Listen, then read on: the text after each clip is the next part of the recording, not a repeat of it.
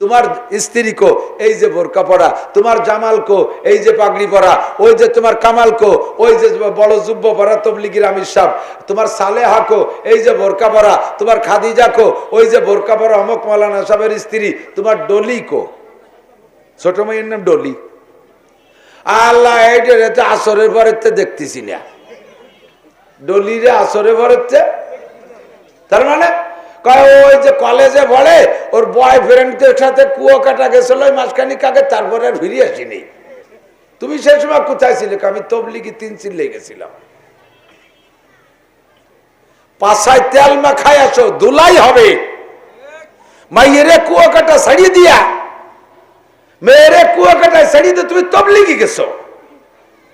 আর ডলি না আনলি বারা তোর এই গোলি ঢুকতে পারবি না, তোর ডলি গলি নষ্ট করে বেলাইছে। কথা কর না কেন? তোর ডলি গলি নষ্ট করছে।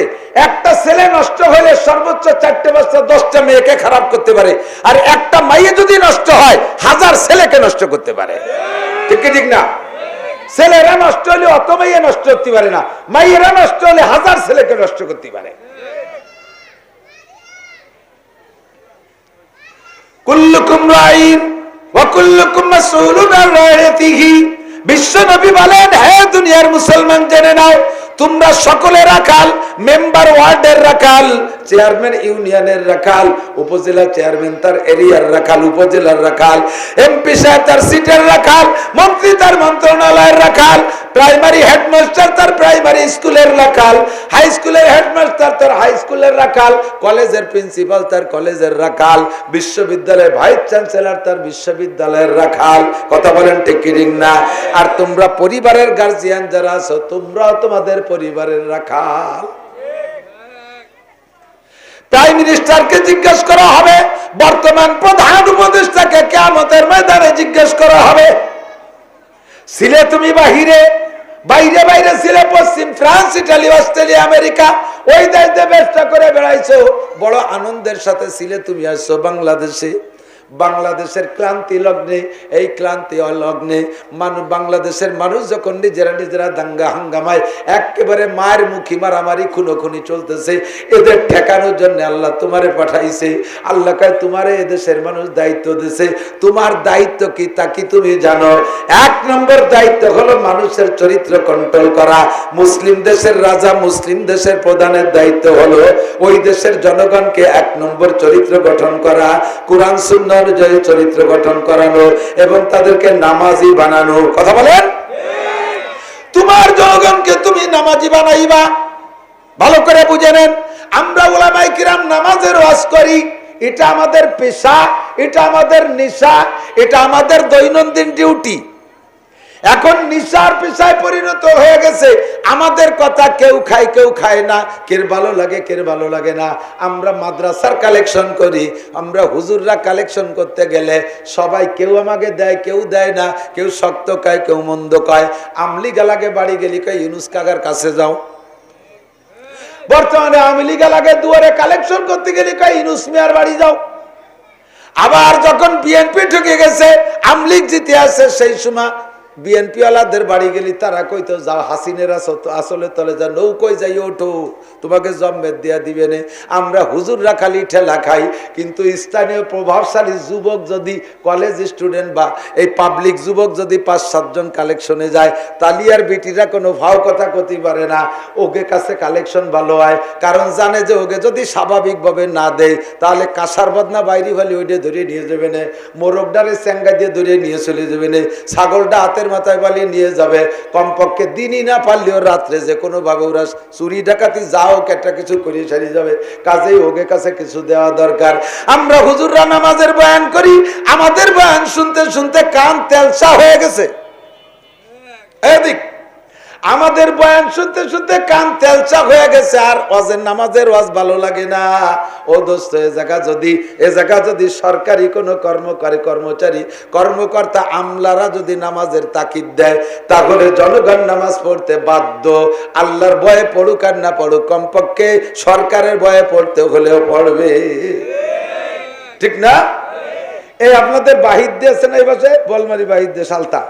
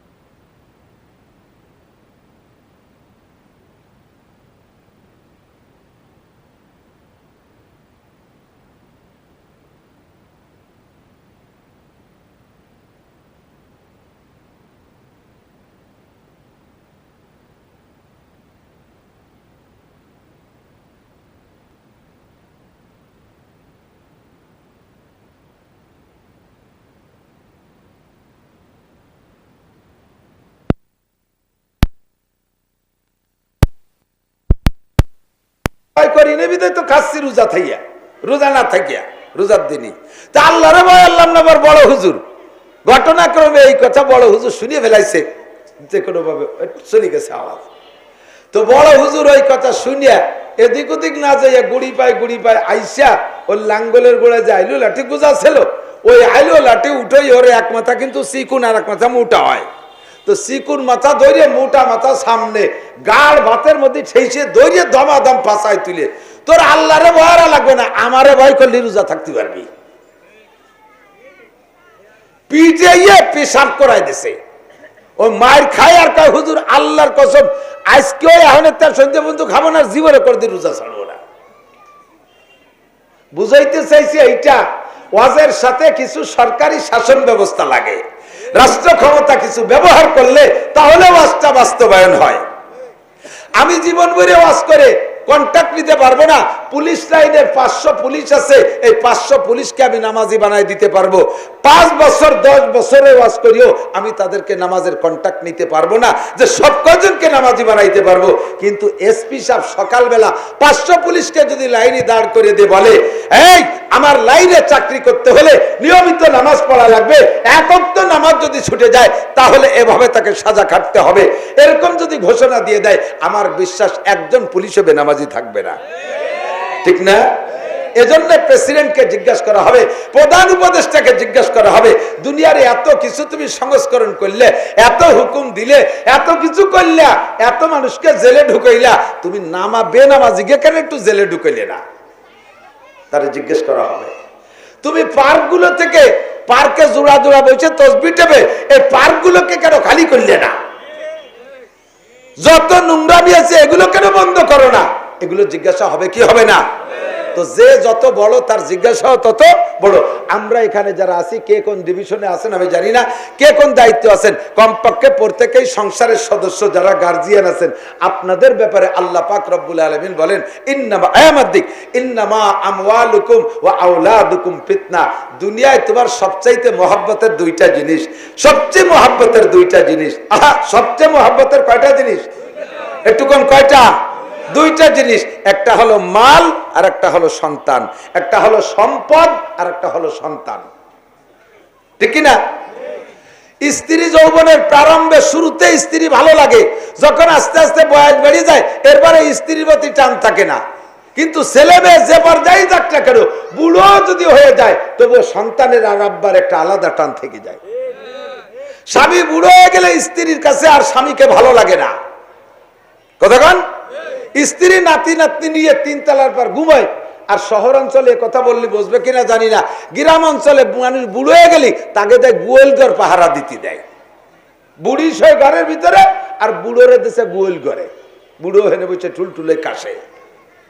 চাষি কাকার এই শীতের মধ্যে গোয়েল ঘরে দিয়েছেন, দেশে গরু চুরিয়ার খুব প্রভাব হয়েছে, এই জন্য উপদ্রব্য বাড়ছে, এই জন্য বুড়োরে গোয়েল ঘরে দিছি গরু পাহারা দিতি। রাতভর কাশবে সরে মনে হবে যে বুড়ো সজাগ। কিন্তু ছেলে মেয়ের টান একটু কমে না, কতক্ষণ? আর ছেলে মেয়ের চাইতেও আর একটা জায়গায় টান বেশি, তা হলো মাল। মালের মহাব্বতে এদিক স্বীকার করেন আর অস্বীকার করেন আমি জানি না, মালের মহাব্বতে মালকে প্রাধান্য দিয়ে সন্তানকে জবাই করে, সন্তানকে মারে, সন্তানকে ত্যায্য পুত্র করে, সন্তানকে ঘর বাড়ি থেকে বের করে দেয়। মালের মহাব্বতে সন্তানকে পরিচয় দেয় না, এমন আছে না নাই? কথা বলেন। আল্লাহ পাক বলেন, আর যার মহাব্বত থাকুক আর না থাকুক, সর্বশ্রেষ্ঠ আত্মিক মহাব্বত এই দুইটা জিনিসের সাথে। কাজে আমি এই দুইটা জিনিস বানাইছি তোমার জন্য ফিতনা। দুইটা জিনিস কি? ফিতনা। একটু বুঝতে হবে। আল্লাহ পাক বলেন, ইন্নামা আমওয়ালুকুম, নিশ্চয় তোমাদের মাল, বলেন নিশ্চয় তোমাদের, ওয়া আওলাদুকুম, এবং তোমাদের সন্তান। ফিতনা, ফিতনা মানে ফিতনা, ফিতনার আর তরজমা কি করা লাগবে নাকি? ফিতনা সবাই বুঝি, ফিতনা ফাসাদ। যদি না বোঝেন তাহলে আল্লাহ আর একটা আয়াতের মধ্যে বলেন, ওয়াল ফিতনাতু আশাদ্দু মিনাল কতল, ফিতনা হলো মানুষ হত্যার চাইতে জঘন্য। বোঝেন নাই? একটু খেয়াল করে বুঝতে হবে, ক্লাসের মতো গতানুগতিক ওয়াজ শেষ, ক্লাসে বোঝার মতো বুঝতে হবে। আল্লাহ বললেন মাল এবং সন্তান, সম্পদ এবং সন্তান এই দুইটার নামে আল্লাহ কি বলছেন? ফিতনা। বলেন কি? আর ফিতনা কত বড় জঘন্য আল্লাহ নিজেই বলেন, আল ফিতনাতু আশাদ্দু মিনাল কতল। ফিতনা হলো মানুষ হত্যার চাইতে জঘন্য। তাহলে ফিতনা যদি মানুষ হত্যার চেয়ে জঘন্য হয়, আর সেই ফিতনা হলো সন্তান আর সম্পদ, এই তাহলে কি করা উচিত? সম্পদও নেব না, সন্তানও নেব না। কাজেই সম্পদও নেব না আর সন্তানও নেব না, বাদ কন্ট্রোল করব, জন্ম নিয়ন্ত্রণ পদ্ধতি। সরকার তো বলছে একটা অথবা দেড়টা অথবা দুটিয়া, আর আল্লাহ জায়গা কড়া নিষেধ করছেন, সন্তান হলো ফিতনা, মোটেই নিবা না। যদি ফিতনারে ওই ফিতনার তর্জমা করেন, তাহলে সম্পদও যেমন ফিতনা, মালও এরকম ফিতনা, আর ফিতনা মানুষ হত্যার চেয়ে জঘন্য। তাহলে সন্তানও নেয়া, মাল তো নিলাম না, সন্তানও নেওয়া যাচ্ছে না। অথচ আল্লাহ নবী বলেন, মাও কি বলা হয়, ইয়া মাশারা শাবাব তাজাওয়াদুল উদুদাল ওয়ালুদ ফা ইন্নী মুকাসিরুম বিকুমুল উমাম।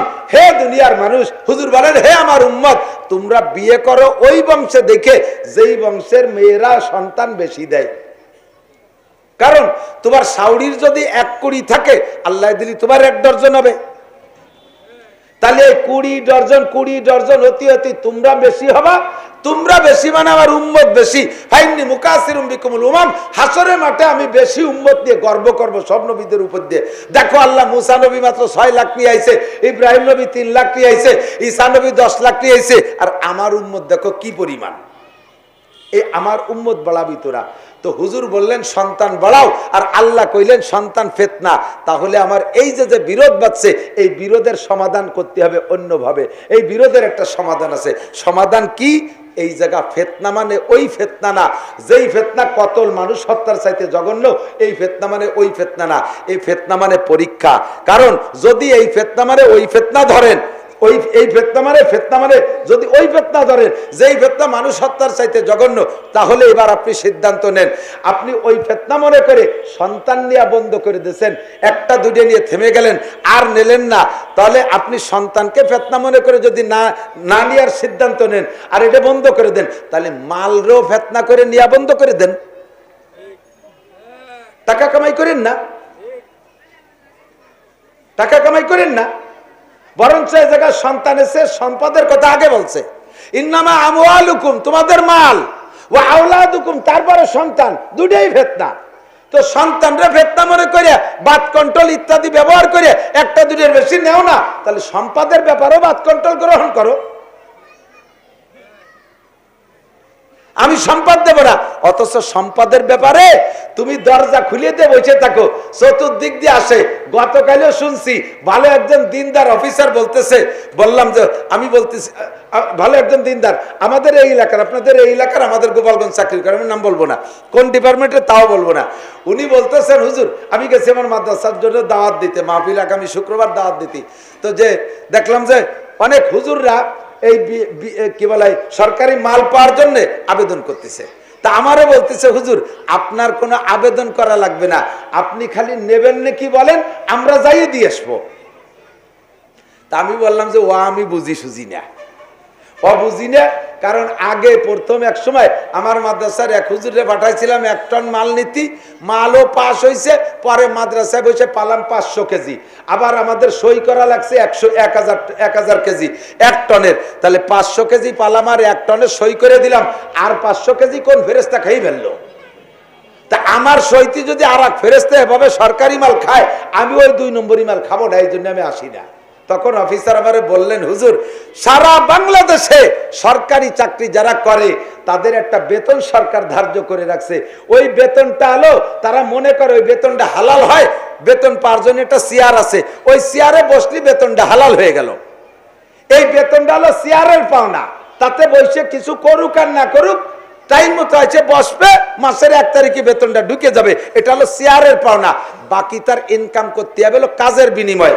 সই দেবে 1 লাখ, সই দেবে আধা টন, সই দেবে 2 টন, সই দেবে 1000, সই দেবে 500, এইভাবে আলাদা আলাদা সই করে কামাই করবে। এটা হলো তার কাজের বিনিময়। আর ওই যে বেতন না, ওটা হলো চেয়ারের বিনিময়।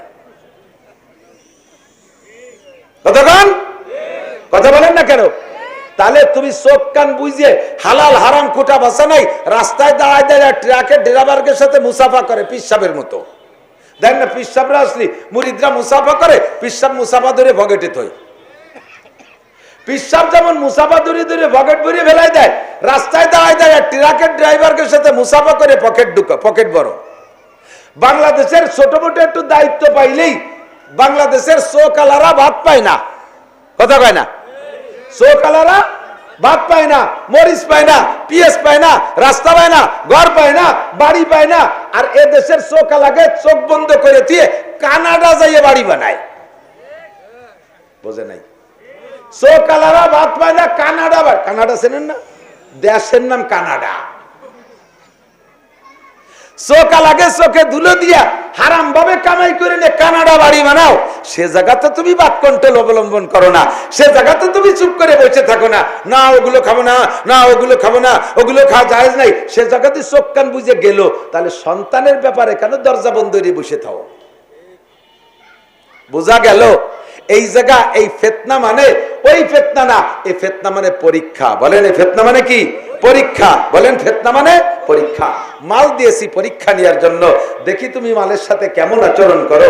তোমার মাল কি তুমি একাই খাও? তুমি মাল কামিন আইন ইকতাসাবা ওয়া ফীমা আনফাকা, মাল কোত্থেকে কামাই করেছো, কোথায় মাল কোত্থেকে কামাই করেছো, কোথায় খরচ করেছো? আমার এই কাঠগড়ায় দাঁড়িয়ে জবাব দিয়ে যাও।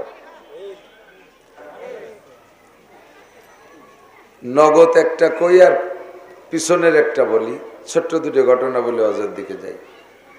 পিছনের ঘটনা হলো বদরের যুদ্ধে মুসলমান ৩১৩, কাফের ১০০০। কাফের কত? কাফের যে ১০০০, তাদের লিডার তৎকালীন আন্তর্জাতিক খ্যাতি সম্পন্ন বিশ্ববিখ্যাত মস্তান, আন্তর্জাতিক খ্যাতি সম্পন্ন ধামলা মিস্টার আবু জাহেল ও সেনা প্রধান, আরবের গভর্নর। ১০০০ সৈনিক নিয়ে আসছে বদর প্রান্তে মদিনার মুসলমানদেরকে শেষ করার উদ্দেশ্যে। ১০০০ সৈনিকের পাছার নিচে তৎকালীন যুদ্ধে প্রশিক্ষণ দেওয়া খুব দ্রুতগামী তেজি মানানসই ঘোড়া, ১০০০ জনের পাছায় নিচে ১০০০ ঘোড়া, প্রত্যেক সৈনিকের জন্য এক একটা করে ঘোড়া। আর কয়েকশো উট ভরে আনছে শুধু তাদের যুদ্ধের সামান, খাবার দাবার, তাবু, অস্ত্র, ঢাল, সড়কি, কাতরা, বেলা, যা লাগে, তীর তরবারি, এ নিয়ে আসছে উটের পিঠে আরোহণ করাইয়া। তো তরবারিও সেরকম খুব মজবুত মজবুত তরবারি। মুসলমানরা ৩১৩ জন, তরবারি মোটে ৩ কেন। কয়খান? কামানের সামনে কেড়াইল, ঠিক না? কেড়াইল চেনেন? কেড়াইলের যে খেড়নারে কেড়াইল, যুদ্ধতে একদল আইছে কামান নিয়ে, আর একদল গেছে কেড়াইল নিয়ে। কথে কথে মেশে মনে হচ্ছে তাহলে যুদ্ধে জিতা যাতে পারে। কামানের সামনে কেড়াইল, ১০০০ তরবারির সামনে ৩ খেন তরবারি, ঘোড়াও ৩টে, উট আছে কয়েক ২-৪টা। এইবারে যা নেওয়া সম্ভব মদিনার থেকে বদর পর্যন্ত হুজুর নেছে, আর সবাই পায়ে হেঁটে গেছে। তো লম্বা টাইমের সাথে কিস্সাটা বললে সুন্দর ভালো লাগতো, আমি সেদিক যাব না। সংক্ষিপ্ত কথা হলো, অবশেষে যুদ্ধ হলো। ওই যুদ্ধের ইতিহাস আপনারা যা জানেন, কি জানেন বলেন তো? মুসলমানরা জিতছে না কাফেররা? মুসলমানরা জিতছে। মুসলমানদের মধ্য থেকে মাত্র 14 জন শহীদ হয়েছে, আর কাফের 70টা ওই জায়গায় শেষ। 70টারে পাড়ায় ধরে জবৈদের জাহান্নামে পাঠাই দিয়া, আর 70টারে গরু বান্ধার মতো বান্ধে নিয়ে আইছে। এনরা মাত্র ৩১৩ জন, 70 জনরে ওদেরকে মারলো, আরো 70 জন বান্ধে নিয়ে আসলো। আর বাকি কয়টা পরনের কাপড় খুলে থুইয়া একেবারে সরের উপরে বিল আড়ি দৌড়ই সারিয়া সবটা ফেলাই টেলাই থুইয়া, আর সেই সব মাল মুসলমানরা লুটে ফুটে কেড়ে নিয়ে আসছে। তাহলে বেশি হলেই যদি জিতা যায় তাহলে তো ওরাই জিতত, ঠিক না? আল্লাহ তাআলা যদি জিতায় তাহলে অল্প সংখ্যক মানুষ অধিক মানুষের উপরে বিজয় লাভ করতে পারে। তার জন্য অস্ত্র জরুরি না, জরুরি হলো ঈমান। বলেন কি? আল্লাহ কয় ইয়াকুম মিনকুম 20 সাবিরুনা ইয়াগলিবু মিয়াতাইন। তোমরা যদি ঈমানদার ধৈর্যের সাথে অটল অবিচল কান্নাহুম বুনিয়ানুম মারসুস সীসা ঢালা পাথরের প্রাচীরের মতো যদি তোমরা 20 জন মোমেন দাঁড়িয়ে থাকতে পারো, অস্ত্রের কথা বলে নাই, কামান লাগবে, বন্দুক লাগবে, রাইফেল লাগবে, বোমা লাগবে, বিমান লাগবে, এগুলো বলে নাই। ঈমান লাগবে। বিমান লাগবে না ঈমান লাগবে? আল্লাহ কি বিমানের কথা কইছে না ঈমানের কথা? আল্লাহ বলেন বিমান লাগবে না ঈমান লাগবে। 20 জনের দাঁড়ায় থাকতে পারো, 200 কাফের বিমান নিয়ে এসো, ঈমানদার 20 জনের কাছে হেরে যাবে। কার কথা? আল্লাহ সপ্তাহে একবার মিথ্যে কথা কয়? কথা কয় না। আল্লাহ মিথ্যে কথা কয় বছরে কোনো দিন? তাহলে আল্লাহ বললেন যে 20 জন ঈমান নিয়ে দাঁড়ায় থাকতে পারলে 200 জন বিমান নিয়ে হেরে যাবে। সেই পুরন কিস্সা শুনতে শুনতে কান বয়রা হয়ে গেছে, নতুন কিছু না হলে ভালো লাগে না। তা আল্লাহ তাআলা পুরন গে মুছে দিয়ে ফিরে এবার নতুন ঘটনা ঘটাই দিয়েছে। মাননীয় তৎকালীন প্রধানমন্ত্রী শেখ হাসিনার সাথে সরকারি ক্ষমতা বলে তাকে জায়গায় জায়গায় সেনাবাহিনী সব তার কাছে, পুলিশও তার হুকুমে, বিডিআর তার হুকুমে, আনসার তার হুকুমে, বিমান বাহিনী তার হুকুমের গোলাম, নৌবাহিনী তার হুকুমে, যুবলীগ তার হুকুমে, ছাত্রলীগ তার হুকুমে, আওয়ামী লীগ তার হুকুমে, বুড়ো লীগ তার হুকুমে, যুবক লীগ তার হুকুমে, যুবতী লীগ তার হুকুমে, তাঁতি লীগ তার হুকুমে, পাতি লীগ তার হুকুমে, সব তার সাথে। আর অস্ত্র সব তার হাতে। কয়েকজন পোলাপান খালি হাতে যে দাম আসছে আর সব ফেলাই টেলাইতে কোন দিক পলাই চলে গেছে। তাহলে কি আমাকে আর বদরের কিস্সা শোনা লাগবে? নগদে আল্লাহ তাআলা কিস্সা তৈরি করতে পারে কি পারে না?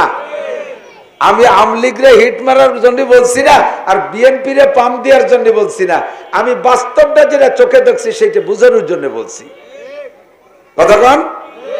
আল্লাহ তাআলা যদি ইচ্ছা করে এখন যারা দাপট দিয়ে বেড়াচ্ছে তাদেরকে আল্লাহ তাআলা এইরকম কের না কের হাতে অপমান করে বাংলাদেশ থেকে বিদায় দিতে পারে কি পারে না? এই জন্য বেশি দাপট কের না দেখানোই ভালো, ঠিক না? কাম মিন ফিয়াতিন কালিলাতিন গলাবাত ফিয়াতান কাসীরাতাম বিইজনিল্লাহ। ধীরে ধীরে লোক আসবে, মাঠ ভরে যাবে। আমি অল্প কয়জন নিয়ে বসছি, এই অল্প কয়জনে খুশি থাকেন। এদিক তাকান। কোন আপনাদের ছাদের উপরে তো পানির ট্যাঙ্কি আছে, শহর তো অবশ্যই আছে, গ্রামেও হয়ে গেছে। মহিলার বাড়ি সোনের ঘর, অথচ টাঙ্কিতে পানি সাপ্লাই দিয়ে দিয়েছে, বাঁশের খুঁটি দিয়ে ওই জায়গায় টাঙ্কি লাগাইয়ে ওইতে সাপ্লাই দিয়েছে, বাথরুম, রান্নাঘর, এখন গ্রামেও হয়ে গেছে। তো একটা টাঙ্কিতে যদি 1000 লিটার পানি থাকে, 1000 লিটার পানি ঢুকাইছেন, 1000 লিটার টাইট দিয়ে, এই পানি যদি একজনে ব্যবহার করে তাহলে কয় লিটার ভাগে পাবে? খেয়াল করতেছেন না? চতুর্দিক দিয়ে পোলাপানের কেসর মেসর, তো ওয়াজ বসবেন কি, খেয়াল রাখবেন কি? হুজুররা অনুরোধ করছি এই কেসর মেসর একটু ঠেয়ানোর চেষ্টা করেন। আর মহিলাকে এখন রাত্রি আনাগুনা কে? মাইয়েরা মাইয়ে, ছোট হোক আর বড় হোক, মাইয়ে রাত্রি বাড়ি মাদ্রাসায় থাকবে না, রাত্রে চলে যাবে বাসায়। এ কি আড্ডা জুটিয়ে নিচ্ছে তা আল্লাহই ভালো জানে। তো 1000 লিটার পানি যদি টাঙ্কিতে থাকে, একজন ব্যবহার করলে 1000 লিটার, দুইজনে ব্যবহার করলে 500 লিটার করে, 100 জনে ব্যবহার করলে 10 লিটার। 100 জনে কয় লিটার? যদি এই পানি 1000 জনে ব্যবহার করে 1 লিটার হয়ে পাবেন, ঠিক না? আমি এক টাঙ্কি ওয়াজ নিয়ে আইছি 1000 লিটার, এ যদি আমার সামনে একজন বসেন পুরো একাই 1000 লিটার পাবেন, দুইজনে শুনলি 500 লিটার হয়ে পাবেন। আর যদি 1000 জন বসে 1 লিটার হয়ে পাবে। কাজে লোক কম হলে আপনারা পাওনাদাররা খুশি থাকা দরকার। অল্প লোক হয়েছে, বেশি ওয়াজ নিয়ে যেতে পারবো, আমাকে কোনো মন খারাপের কিছু না, ঠিক কিনা? আল্লাহ তাআলা আমাদের এই অল্প কয়জনের মাধ্যমে মাহফিলকে কামিয়াব করুক বলি আমিন। অল্প সময়ের অল্প কথা হলো, আল্লাহ পাক রব্বুল আলামিন কাদেরে মুতলাক, খুব খুব এই যত জায়গা মাহফিলি যায় খুদকুড়ো কাটা সামনে বসে, আওয়াজ বোঝে না, খালি ক্যাচর মেচর নাড়াচাড়া উল্টো পাল্টা নড়লি, কিন্তু একটা লাঠি দিয়েছে আমার কাছে, নড়লি বাড়ি হবো। বাদাম খাবি, খাইছ মুহির মধ্যে কাগজ খান দিয়ে বসে রয়েছে, তোর কাছে 10 টাকা নাই, যা বাদাম কিনে খাই, এখানে বসে রয়েছিস কেন? ওয়াজ শোনার বয়স হলে সেই সময় আসিস, এখনো বয়স হয়নি। সামনে বসে খালি আইডিও বানিয়ে পারবে না। সৃষ্টিকর্তা কে? সর্বময় ক্ষমতার মালিক আল্লাহ। এ কথাগুলো আমাদের নিয়ম, জিজ্ঞেস করার একটা নিয়ম, তাই করি, বাকি আমরা বিশ্বাস না করলে এখানে আসবো কেন? তো আল্লাহ পাক রব্বুল আলামিন কাদেরে মুতলাক, তার সর্বকিছুর ক্ষমতা আছে। ফাআলুল লিমা ইউরিদ, যা খুশি তাই আল্লাহই করেন। আলা কুল্লি শাইইন কদির, এবং যা করতে ইচ্ছা করেন তা একমাত্র আল্লাহই করতে পারেন, জগতের কেউ করতে পারে না। জিবরাইলও পারে না, মিকাইলও পারে না, ইসরাফিলও পারে না, আজরাইলও পারে না, আরে আমেরিকার প্রেসিডেন্টও পারে না, জাতিসংঘের মহাসচিবও যা খুশি তা করতে পারে, এটা একমাত্র কে পারে? আল্লাহ পাক রব্বুল। আল্লাহ পাক রব্বুল আলামিন আমাকে আপনাকে তার কুদরতের মাধ্যমে সৃষ্টি কইরা দুনিয়ায় পাঠাইছে সৃষ্টির শ্রেষ্ঠ জাতি হিসেবে। এবার আমাদের কাছ থেকে আল্লাহ পাক রব্বুল আলামিন অনেক কিছু কামনা করে, যেটা অন্য কোনো মখলুকের কাছ থেকে কামনা করে না। আমাদের কাছ থেকে অনেক কিছু দাবি করে, যেটা অন্য কোনো মখলুকের কাছে করে না, ফেরেশতাদের কাছেও করে না, অন্য কোনো প্রাণীর কাছে করে না। এই দাবিটা আল্লাহ তাআলা আমাদের কাছ থেকে করে। এজন্য আমাদেরকে আল্লাহ পাক রব্বুল আলামিন তার মন মতো, তার ইচ্ছা মতো আমাদেরকে পরিচালিত হওয়ার জন্য নির্দেশ দিচ্ছেন। হে বান্দা, আফাতুমিনুনা, কি বলা হয়, আফা হাসিবতুম আন্নামা খালাকনাকুম আবাসা, তোমরা কি মনে করো আমি তোমাদেরকে অনর্থক সৃষ্টি করেছি? এই দেখছেন ওয়াজ শুনতেছে, এই কটা ওয়াজ শুনতেছে, এই যে টেরো পায় না যে কারে কয়, টের পাইস না কারে কয়, আওয়াজ আবার কোনটাই শুনছে। ওয়াজে শুরুই হতে হলাম না ভালো রে, তা শেষ করবানি কি রে বুঝতেছি না। আল্লাহ আল্লাহ হেফাজত করে। ওয়াজ মুখস্থরে আসা হয় না, এনে বসার পরে আল্লাহ শিখাই দেয়। পরিবেশ ভালো না হলে আল্লাহ শিখাই না, কয় তাড়াতাড়ি সরো, এনতে হবে না। তো আল্লাহ পাক জিজ্ঞেস করে, তুমি কি মনে করো তোমাকে অনর্থক বানাইছি? তোমার থেকে কোনো উদ্দেশ্য নাই? তো বললাম যে আল্লাহ তোমার উদ্দেশ্য আছে, বলো কি উদ্দেশ্য? আল্লাহ পাক বলেন, ওমা খালাকতুল জিন্না ওয়াল ইনসা ইল্লা লিয়াবুদুন, সব জাতিকে বানাইছি তোমাদের খাদেম হিসেবে, আর জিন আর ইনসান দুইটা জাতি বানাইছে আমার ইবাদতের জন্য। এদেরকে অন্য কোনো কাজের জন্য বানাইনি। এদের 24টা ঘন্টা ডিউটি হলো, দায়িত্ব হলো আমার ইবাদত করবে। ইবাদত কি, এটা আল্লাহ পাক রব্বুল আলামিন পুরো 30 পারা কোরআন শরীফের মধ্যে শিখাই দিয়েছে। অল এভরিথিং, যতটুকু বাকি ছিল নবী আলাইহিস সালাতু ওয়াস সালাম হাদিসের মাধ্যমে আমাদেরকে শিখাইছেন। আল্লাহ পাক রব্বুল আলামিন আমাদেরকে কোরআন এবং নবী পাক হাদিসের মাধ্যমে সব কিছু শিখাইলেন, পড়াইলেন। প্রত্যেক পড়ানোর পরে একটা পরীক্ষার দাবি, পরীক্ষা নেওয়ার অধিকার মাস্টারের আছে না নাই? আমরা লেখাপড়া করি, এখানেও মাদ্রাসায় পরীক্ষা হয়, স্কুল কলেজে পরীক্ষা হয়। তো যিনি পড়ান, যিনি শিক্ষা দেন, তার অধিকার আছে পরীক্ষা নেওয়ার। এখন পরীক্ষা তো বর্তমানে খুব বেশি হয়ে গেছে। আমরা ছোটবেলায় পড়ছি, বছরে 3টা পরীক্ষা দিছি, প্রথম সাময়িক, দ্বিতীয় সাময়িক, আর ফাইনাল পরীক্ষা। মাদ্রাসায় বলে সেমাই, শশমাই, সালানা, এই 3টে পরীক্ষা দিয়েছি। আল্লাহ পাক রব্বুল আলামিন বলেন, আমার কাছে তোমাদের সকলের পরীক্ষা দেওয়া লাগবে, জিজ্ঞাসার সম্মুখীন হবা, সকলকে আমার কাছে আসতে হবে, জিজ্ঞাসার সম্মুখীন হবা। নবী পাক বলেন, কুল্লুকুম রাইন, কুল্লুকুম রাইন ওয়া কুল্লুকুম মাসউলুন আন রাইয়াতিহি, তোমরা সকলে জিম্মাদার। রাই আরবিতে রাই মানে রাখাল, রাই মানে রাখাল। রাখালের কাছ থেকে যেমন আপনি গরু রাখালি করতে দিয়েছেন, রাখালকে দিয়ে 5টা গরু মাঠে দিয়েছেন, সন্ধ্যাকালে রাখালের কাছ থেকে গরুগুলো বুঝে নেন। হালি করি দুটো কো, ওই যে তোকে পেট খালি কে, কয় যে ওরা না খাইয়ে টোটরি বেড়াইছে। ষাঁড় কো, কয় যে ষাঁড়টা আছে, তো ও তো কাবু হয়ে গেছে আজকে।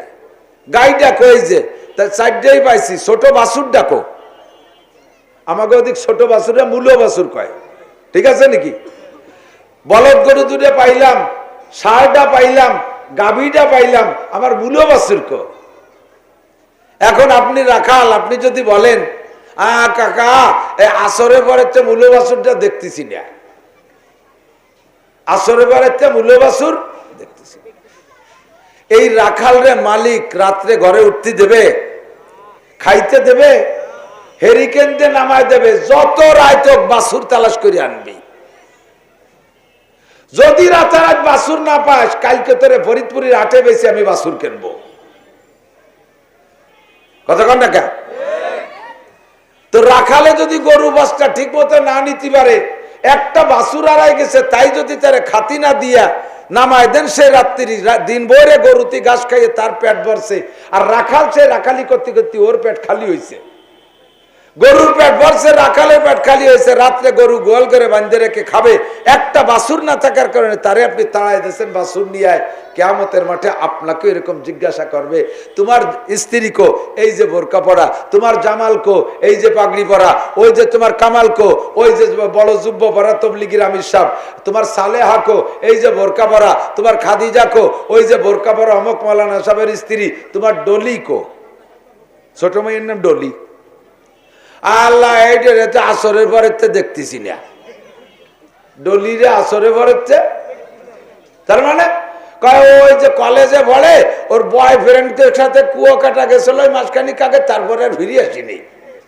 তুমি সেই সময় কোথায় ছিলে? আমি তবলিগি 3 চিল্লে গেছিলাম। পাছায় তেল মাখাই আসো, ধুলাই হবে।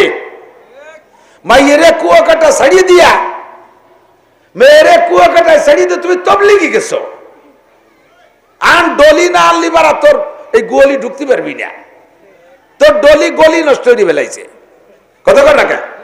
তোর ডলি গলি নষ্ট করছে।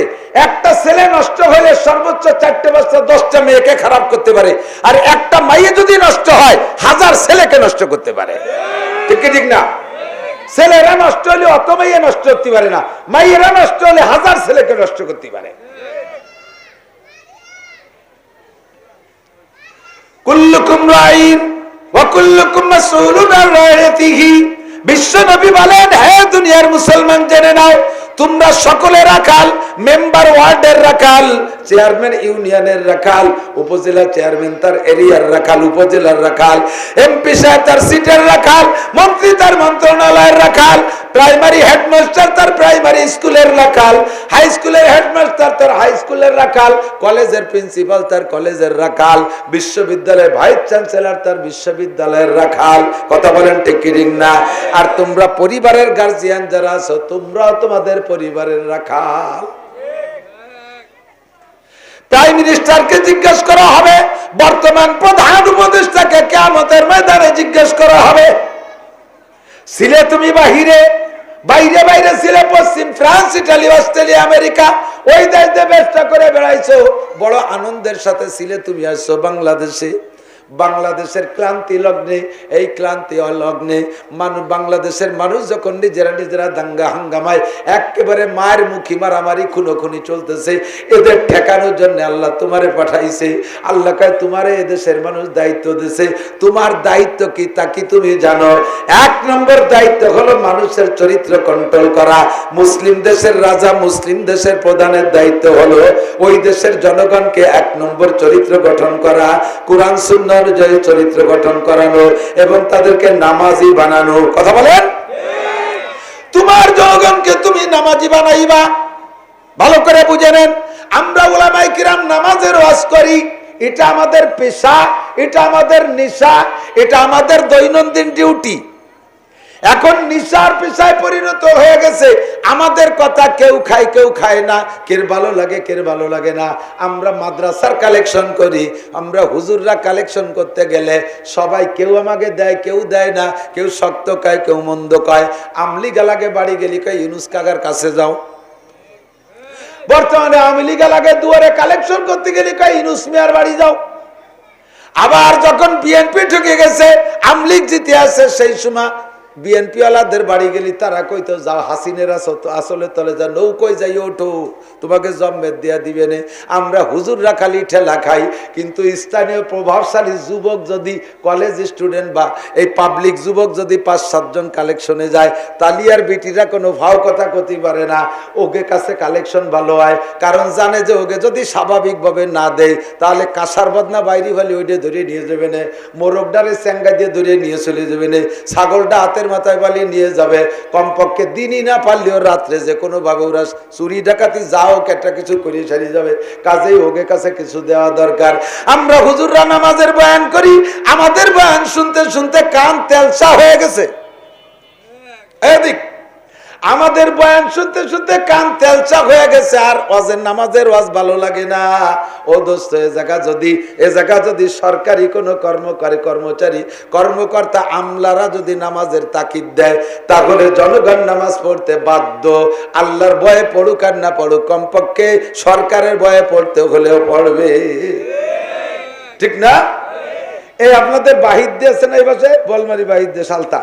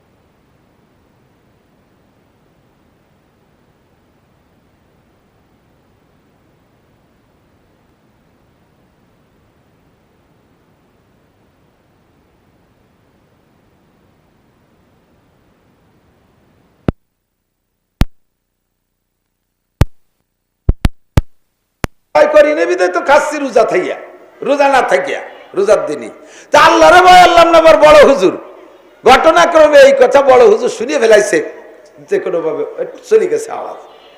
তো বড় হুজুর ওই কথা শুনিয়া এদিক ওদিক না যাইয়া গুড়ি পায় আইসা ওর লাঙ্গলের গোড়ায় যে আইলো লাঠি গুজা ছিল, ওই আইলো লাঠি উঠেই ওর এক মাথা কিন্তু চিকুন আর এক মাথা মোটা হয়।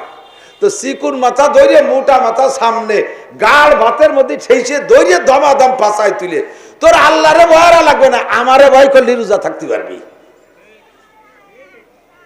পিটিয়ে পেশাব করাই দিছে। ও মায়ের খায় আর কয় হুজুর আল্লাহর কসম আজকেও এখন তার সন্ধ্যা বন্ধু খাবো না, জীবনে করে দিয়ে রোজা ছাড়বো না। বুঝাইতে চাইছি এইটা ওয়াজের সাথে কিছু সরকারি শাসন ব্যবস্থা লাগে, রাষ্ট্র ক্ষমতা কিছু ব্যবহার করলে তাহলে ওয়াজটা বাস্তবায়ন হয়। আমি জীবন ভরে ওয়াজ করে কন্ট্যাক্ট নিতে পারবো না। পুলিশ লাইনে 500 পুলিশ আছে, এই 500 পুলিশকে আমি নামাজি বানাই দিতে পারবো।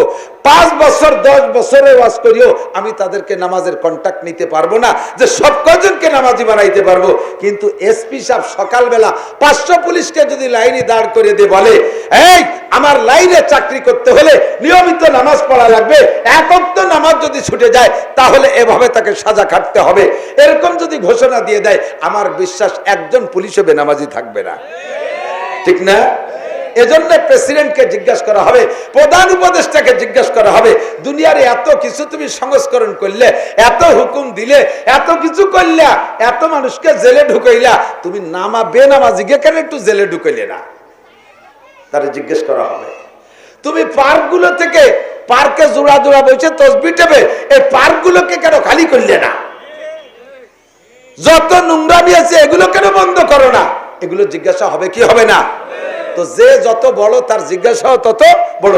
আমরা এখানে যারা আছি, কে কোন ডিভিশনে আছেন আমি জানি না, কে কোন দায়িত্ব আছেন, কমপক্ষে প্রত্যেকেই সংসারের সদস্য যারা গার্জিয়ান আছেন, আপনাদের ব্যাপারে আল্লাহ পাক রব্বুল আলামিন বলেন ইন্নামা আমওয়ালুকুম ওয়া আওলাদুকুম ফিতনা। দুনিয়ায় তোমার সবচাইতে মহব্বতের দুইটা জিনিস, সবচেয়ে মহব্বতের দুইটা জিনিস। সবচেয়ে মহব্বতের কয়টা জিনিস? একটু কোন কয়টা? দুইটা জিনিস। একটা হলো মাল আর একটা হলো সন্তান, একটা হলো সম্পদ আর একটা হলো সন্তান, ঠিক কি না? স্ত্রী যৌবনের প্রারম্ভে শুরুতে স্ত্রী ভালো লাগে, যখন আস্তে আস্তে বয়স বেড়ে যায় এরপরে স্ত্রীর প্রতি টান থাকে না।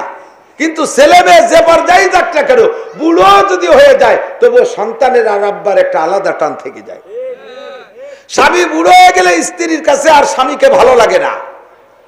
কতক্ষণ স্ত্রী নাতি নাতনি নিয়ে 3 তলার পর ঘুমায়, আর শহর অঞ্চলে কথা বললে বুঝবে কিনা জানি না, গ্রাম অঞ্চলে মানুষ বুড়ো হয়ে গেলি তাকে দেয় গোয়েল ঘর পাহারা দিতে দেয়, বুড়ি সে ঘরের ভিতরে আর বুড়োরে দেশে গোয়েল ঘরে, বুড়ো হেনে বসে টুলটুলে কাশে। চাষি কাকার এই শীতের মধ্যে গোয়েল ঘরে দিয়েছেন, দেশে গরু চুরিয়ার খুব প্রভাব হয়েছে, এই জন্য উপদ্রব্য বাড়ছে, এই জন্য বুড়োরে গোয়েল ঘরে দিছি গরু পাহারা দিতি। রাতভর কাশবে সরে মনে হবে যে বুড়ো সজাগ। কিন্তু ছেলে মেয়ের টান একটু কমে না, কতক্ষণ। আর ছেলে মেয়ের চাইতেও আরেকটা জায়গায় টান বেশি, তা হলো মাল। মালের মহব্বতে এদিক স্বীকার করেন আর অস্বীকার করেন আমি জানি না, মালের মহব্বতে মালকে প্রাধান্য দিয়ে সন্তানকে জবাই করে, সন্তানকে মারে, সন্তানকে ত্যায্য পুত্র করে, সন্তানকে ঘর বাড়ি থেকে বের করে দেয়। মালের মহব্বতে সন্তানকে পরিচয় দেয় না, এমন আছে না নাই? কথা বলেন। আল্লাহ পাক বলেন, আর যার মহব্বত থাকুক আর না থাকুক, সর্বশ্রেষ্ঠ আত্মিক মহব্বত এই দুইটা জিনিসের সাথে। কাজে আমি এই দুইটা জিনিস বানাইছি তোমার জন্য ফিতনা। দুইটা জিনিস কি? ফিতনা। একটু বুঝতে হবে। আল্লাহ পাক বলেন ইন্নামা আমওয়ালুকুম, নিশ্চয় তোমাদের মাল, বলেন নিশ্চয় তোমাদের, ওয়া আওলাদুকুম, এবং তোমাদের সন্তান। ফিতনা। ফিতনা মানে ফিতনা, ফিতনার আর তরজমা কি করা লাগবে নাকি? ফিতনা সবাই বুঝি, ফিতনা ফাসাদ। যদি না বোঝেন তাহলে আল্লাহ আর একটা আয়াতের মধ্যে বলেন ওয়াল ফিতনাতু আশাদ্দু মিনাল কতল, ফিতনা হলো মানুষ হত্যার চাইতে জঘন্য। বোঝেন নাই? একটু খেয়াল করে বুঝতে হবে, ক্লাসের মতো গতানুগতিক ওয়াজ শেষ, ক্লাসে বোঝার মতো বুঝতে হবে। আল্লাহ বললেন মাল এবং সন্তান, সম্পদ এবং সন্তান, এই দুইটার নামে আল্লাহ কি বলছেন? ফিতনা। বলেন কি? আর ফিতনা কত বড় জঘন্য আল্লাহ নিজেই বলেন আল ফিতনাতু আশাদ্দু মিনাল কতল, ফিতনা হলো মানুষ হত্যার চাইতে জঘন্য। তাহলে ফিতনা যদি মানুষ হত্যার চেয়ে জঘন্য হয়, আর সেই ফিতনা হলো সন্তান আর সম্পদ, এই তাহলে কি করা উচিত? সম্পদও নেব না, সন্তানও নেব না। কাজেই সম্পদও নেব না আর সন্তানও নেব না, বাদ কন্ট্রোল করবো, জন্ম নিয়ন্ত্রণ পদ্ধতি। সরকার তো বলছে একটা অথবা 1.5টা অথবা 2টিয়া, আর আল্লাহ জায়গা কড়া নিষেধ করছেন সন্তান হলো ফিতনা, মোটেই নিবা না। যদি ফিতনারে ওই ফিতনার তর্জমা করেন তাহলে সম্পদও যেমন ফিতনা, মালও এরকম ফিতনা, আর ফিতনা মানুষ হত্যার চেয়ে জঘন্য। তাহলে সন্তানও নেয়া, মাল তো নিলাম না, সন্তানও নেওয়া যাচ্ছে না। অথচ আল্লাহ নবী বলেন কি বলা হয়, ইয়া মাশারা শাবাব তাজাওয়াদুল উদুদাল ওয়ালুদ ফা ইন্নী মুকাসিরুম বিকুমুল উমাম।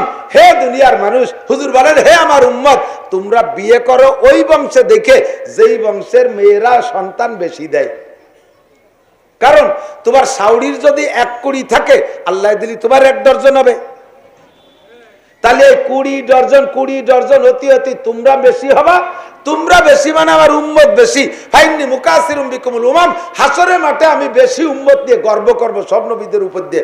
দেখো আল্লাহ মুসা নবী মাত্র 6 লাখ নিয়ে আইছে, ইব্রাহিম নবী 3 লাখ নিয়ে আইছে, ঈসা নবী 10 লাখ নিয়ে আইছে, আর আমার উম্মত দেখো কি পরিমাণ। এই আমার উম্মত বাড়াবি তোরা। তো হুজুর বললেন সন্তান বাড়াও, আর আল্লাহ কইলেন সন্তান ফিতনা। তাহলে আমার এই যে বিরোধ বাড়ছে, এই বিরোধের সমাধান করতে হবে অন্যভাবে। এই বিরোধের একটা সমাধান আছে। সমাধান কি? এই জায়গা ফিতনা মানে ওই ফিতনা না যেই ফিতনা কতল মানুষ হত্যার চাইতে জঘন্য, এই ফিতনা মানে ওই ফিতনা না, এই ফিতনা মানে পরীক্ষা। কারণ যদি এই ফিতনা মানে ওই ফিতনা ধরেন, এই ফিতনা মানে যদি ওই ফিতনা ধরেন যেই ফিতনা মানুষ হত্যার চাইতে জঘন্য, তাহলে এবার আপনি সিদ্ধান্ত নেন। আপনি ওই ফিতনা মনে করে সন্তান নেওয়া বন্ধ করে দিয়েছেন, একটা দুটো নিয়ে থেমে গেলেন, আর নিলেন না।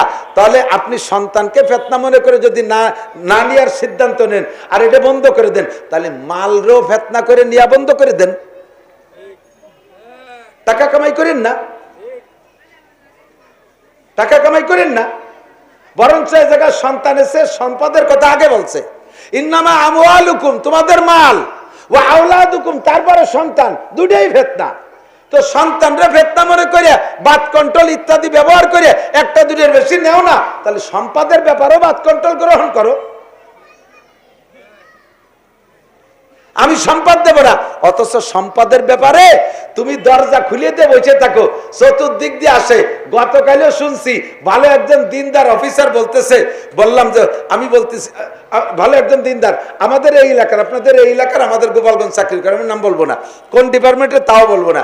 উনি বলতেছেন হুজুর আমি গেছি আমার মাদ্রাসার জন্য দাওয়াত দিতে, মাহফিল আগামী শুক্রবার দাওয়াত দিতে। তো যে দেখলাম যে অনেক হুজুররা এই কি বলে সরকারি মাল পাওয়ার জন্য আবেদন করতেছে। তা আমারও বলতেছে হুজুর আপনার কোনো আবেদন করা লাগবে না, আপনি খালি নেবেন নাকি বলেন, আমরা যাইয়ে দিয়ে আসবো। তা আমি বললাম যে ও আমি বুঝি সুঝি না, ও বুঝি না। কারণ আগে প্রথম এক সময় আমার মাদ্রাসার এক হুজুরে পাঠাইছিলাম 1 টন মাল নীতি, মালও পাস হয়েছে, পরে মাদ্রাসায় বসে পালাম 500 কেজি, আবার আমাদের সই করা লাগছে 1000 কেজি 1 টনের। তাহলে 500 কেজি পালাম আর 1 টনের সই করে দিলাম, আর 500 কেজি কোন ফেরেস্তা খাই ফেললো? তা আমার সইতে যদি আর এক ফেরেস্তা এভাবে সরকারি মাল খায়, আমি ওই 2 নম্বরই মাল খাবো না, এই জন্য আমি আসি না। তখন অফিসার আমারে বললেন হুজুর সারা বাংলাদেশে সরকারি চাকরি যারা করে তাদের একটা বেতন সরকার ধার্য করে রাখছে, ওই বেতনটা হলো তারা মনে করে ওই বেতনটা হালাল হয়, বেতন পাওয়ার জন্য একটা চেয়ার আছে, ওই চেয়ারে বসলে বেতনটা হালাল হয়ে গেল। এই বেতনটা হলো চেয়ারের পাওনা, তাতে বসে কিছু করুক আর না করুক টাইম মতো আছে বসবে, মাসের 1 তারিখে বেতনটা ঢুকে যাবে, এটা হলো চেয়ারের পাওনা। বাকি তার ইনকাম করতে হবে হলো কাজের বিনিময়। সই দেবে 1 লাখ, সই দেবে আধা টন, সই দেবে 2 টন, সই দেবে 1000, সই দেবে 500, এইভাবে আলাদা আলাদা সই করে কামাই করবে, এটা হলো তার কাজের বিনিময়। আর ওই যে বেতন না, ওটা হলো চেয়ারের বিনিময়। কথা বলেন না কেন? তাহলে তুমি চোখ কান বুঝিয়ে হালাল হারাম কোটা বাসা নাই, রাস্তায় দাঁড়ায় দাঁড়ায় ট্রাকের ড্রাইভারের সাথে মুসাফা করে পিসাবের মতো। দেখ না পিসাবরা আসলি মুরিদরা মুসাফা করে, পিসাব মুসাফা ধরে ভগেটে থই। পিসাব যেমন মুসাফা ধরে ধরে ভগেট ভরে ফেলাই দেয়, রাস্তায় দাঁড়ায় দাঁড়ায় ট্রাকের ড্রাইভারের সাথে মুসাফা করে পকেট বড়। বাংলাদেশের ছোট মোটো একটু দায়িত্ব পাইলেই বাংলাদেশের চোকালারা ভাত পায় না, কথা কয় না? চোকালারা ভাত পায় না, মরিচ পায় না, পিএস পায় না, রাস্তা পায় না, ঘর পায় না, বাড়ি পায় না। আর এ দেশের চোকালাকে চোখ বন্ধ করে দিয়ে কানাডা যাইয়ে বাড়ি বানায়, বোঝে নাই? চোকালারা ভাত পায় না, কানাডা চেনেন না? দেশের নাম কানাডা। চোখা লাগে চোখে ধুলো দিয়া হারাম ভাবে কামাই করে নে কানাডা বাড়ি বানাও, সে জায়গাতে তুমি বাদ কন্ট্রোল অবলম্বন করো না, সে জায়গাতে তুমি চুপ করে বসে থাকো না, না ওগুলো খাবো না, না ওগুলো খাবো না, ওগুলো খাওয়া জায়েজ নাই, সে জায়গাতে চোখ কান বুঝে গেল। তাহলে সন্তানের ব্যাপারে কেন দরজা বন্ধ করে বসে থাও? বোঝা গেল? এই জায়গা এই ফিতনা মানে ওই ফিতনা না, এই ফিতনা মানে পরীক্ষা। বলেন এই ফিতনা মানে কি? পরীক্ষা। বলেন ফিতনা মানে পরীক্ষা। মাল দিয়েছি পরীক্ষা নেওয়ার জন্য, দেখি তুমি মালের সাথে কেমন আচরণ করো। তোমার মাল কি তুমি একাই খাও? তুমি মাল কামিন আইন ইকতাসাবা ওয়া ফীমা আনফাকা, মাল কোত্থেকে কামাই করেছো, কোথায় মাল কোত্থেকে কামাই করেছো, কোথায় খরচ করেছো, আমার এই কাঠগড়ায় দাঁড়িয়ে জবাব দিয়ে যাও। পরীক্ষাটা হবে। ভাই কষ্ট হচ্ছে? পরীক্ষাটা এদিক তাকান।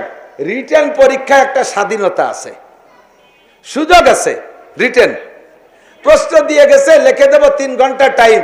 যেটা একটু আটকে গেলাম, খানিক জিম ধরে থাকলাম, ভাবলাম, চিন্তা করলাম, এক প্রশ্নের অর্ধেক লেখছে, আর অর্ধেক মনে আসতেছে না, থাক ওইটার নিচে খানিক গ্যাপ দিয়ে ওরে পরে দেখবারই ফিরে আর একটা লেখলাম। সুযোগ আছে, চিন্তা বেকের করে লেখা যায়, ঠিক না?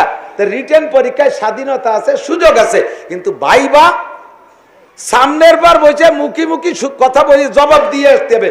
একটু চিন্তা করলে আরেকটা জিজ্ঞেস করে ফেলে, একটু চিন্তা করলি আরেকটা জিজ্ঞেস করে। আল্লাহ পাক বলেন রিটেন পরীক্ষা দুনিয়ায়, এই আমার দিক, রিটেন পরীক্ষা দুনিয়ায় মা ইয়ালফিজু মিন কাউলিন ইল্লা লাদাইহি রাকিবুন আতীদ কিরামান কাতিবিনা ইয়ালামুনা মা তাফআলুন। দুনিয়ায় লম্বা একটা সময় দিয়েছি, এই সময়ের ভিতরে কে কি করেছো সব আমার ফেরেশতারা লিখে ফেলাইছে। নামাজ পড়ছো, রোজা রাখছো, ভালো করছো, মন্দ করছো, সব আমার ফেরেশতারা রিটেনে লিখে ফেলাইছে। আর কিয়ামতের ময়দানে আমার সামনে তোমাকে ভাইবা পরীক্ষা দেওয়া লাগবে, ভাইবা পরীক্ষা দেওয়া লাগবে, কবরে ভাইবা পরীক্ষা দেওয়া লাগবে। ফেরেশতারা জিজ্ঞেস করবে মুখোমুখি, মার রব্বুকা। একটু চিন্তা করতে গেলে আরেকটা জিজ্ঞাসা হয়ে যাবে, ওমা দীনুকা। জবাব দিতে দেরি কইলে চিন্তা করতে গেলে আরেকটা জিজ্ঞাসা হবে, ওমান হাযা রাজুলুল্লাযী বুইসা ফীকুম। জবাব না দিতে পারলে রেজাল্ট শুরু হয়ে যাবে। আলবিসুহু মিনান নার, আগুনের জামা গায়ে দিয়ে দে। ওয়া আফরিসুহু মিনান নার, আগুনের খাট পালং বিছায়া দে। আফতাহু লাহু বাবান ইলান নার, কবরে জাহান্নামের আগুনের দরজা খুইলা দে। রিজাল্ট শুরু হয়ে যাবে। আর যদি ভাই ভাই জবাব দিতে পারেন, আলবিসুহু মিনাল জান্নাহ, জান্নাতের জামা গায়ে দিয়ে দাও। ও আফরিসুহু মিনাল জান্নাহ, জান্নাতের পোশাক পরাইয়া দাও। আফতাহু লাহু বাবান ইলাল জান্নাহ, জান্নাতের সাথে দরজা খুলে দাও। ভাইবা যদি জবাব সুন্দর দিতে পারে, রেজাল্টও নগদ। আর এটা তো ফেরেশতাদের সামনে। আরে ভাই ফেরেশতাদের সামনে, সরাসরি আল্লাহ কামুল হাকিমিনের সামনে আপনাকে ভাইবায় 4টি প্রশ্নের জবাব। বলেন কয়টা? কয়টা? 1 নম্বর আন উমরিহি ফিমা আফনা, গোটা জীবনের হিসাব। 2 নম্বরে আন শাবাবি ফিমা আবলা, যৌবনকালের হিসাব। 3 নম্বরে আন মালিহি, এই আন মালিহি, যেই মালের মহাব্বতে, যেই মালের মহাব্বতে হালাল হারাম দেখো নাই, হালাল হারাম কোটা বাসা করো নাই, রাত দিন 24 ঘন্টা গিলতি তালে রইছো, ওই মালের হিসাব দিয়ে যাও। মিন আইনাক্তা সবা, কোত্থেকে কামাই করেছো। ঢাকায় আসলে গার্মেন্টসে কোনো মতে একটু দারোয়ানি চাকরি পাইলা, আর 20 বছর থাকতি না থাকতি সেই গার্মেন্টসের মালিক হয়ে গেলিয়া, তোমারে এই টাকা কোন জায়গাতে আসমানের থেকে কোন অ্যাকাউন্টে ঢুকলো, তুমি একটু তাই কও। ঢাকায় আসলে সিরাগঞ্জি পুরো ভাঙ্গা সুটকেস নিয়ে এত বড় 20 তলা বিল্ডিং এর মালিক হইলে কিভাবে? ঢাকায় আসলে রিক্সা চালাইতে চালাইতে, আর আইসেই তুমি একটা রেলগাড়ির মালিক হয়ে গেলে, এই টাকা পাইলে কোত্থেকে বলো? তাই আল্লাহ জি আনতেই ভাই, আমি সেই টাকা দিয়ে 10টা মসজিদ বানাই দিছি না, খালি কি আমি একা খাইছি নাকি? তুমি এইভাবে হঠাৎ করে অ্যাটাক করবো আমি তো বুঝতেই পারিনি। আল্লাহ কয় চোরা, তোর ওই সুদিয়া টাকা, ঘুষিয়া টাকা, চুরা টাকা, মারা টাকা, ওই টাকা দিয়ে আমার মসজিদ বানাবি। আমার মসজিদ তোর ওই টাকার ভুকা না। কথা বলেন ঠিক ঠিক না? আমার ধর্ম তোর হারাম টাকার ভুকা না। আমার মসজিদের জন্য অত বড় বিল্ডিং লাগবে না, আমি মসজিদ বানাই দিছি। সুজুদ রহমাতুল লিল আলামিন, মসজিদে শুধ আমার ওয়ে জমিন। আমার উম্মতের জন্য সারাটা জমিনকে আমার বান্দার জন্য মসজিদ বানাই দিছি। ওই সাগরের বঙ্গোপসাগরের সরের পার যাই একা একা নামাজ পড়লিও আমি নামাজের নেকি তারে দান করব, তার নামাজ পরিশোধ হয়ে যাবে। তুমি ঘুষিয়ে টাকা দিয়ে, সুদে টাকা দিয়ে 5 তলা আলিশান বিল্ডিং বানায় মসজিদ বানাই দিতি, কইছে করে তোর কোন চোর? আমি তোর টাকার ভুকা না। কতক্ষণ ঠিক কি ঠিক না? আল্লাহ আমি যদিও খাইছি, একটু মারি দিয়ে খাইছি, একেবারে সাধ্য হতে তোলে এটি তা কই না, ভালোই খাইছি। তবে যে বছরে 4-5টা উমরা করছি, তাতে শোধ হবে না। আল্লাহকে গুমরা, তুই হারাম টাকা দিয়ে উমরা করতে আইছিস, চুরা টাকা দিয়ে দেশের গরিবের মুখে থেকে কাড়িয়ে নিয়া সেই টাকা দিয়ে তুই উমরা করতে আইছিস। গুমরা কোথাকার শয়তান, বেরো, তোর কারণে এই হজে গন্ধ হয়ে যাচ্ছে। সারা জীবন ভরে ঘুষ খাইয়ে টাকা কামাই করিয়া পেনশনের মূল টাকা কয়টা সেইগুলো ব্যাংকে রেখে ঘুষিয়া টাকা দিয়ে হজ করে আল্লাহরে ভুলে টুলে থিয়ে চলিয়েছে। আল্লাহকে আমি অত বলদ না, আমি ভালোই সরল, তবে অত বলদ না। তোর সব আমার কাছে হিসাব আছে।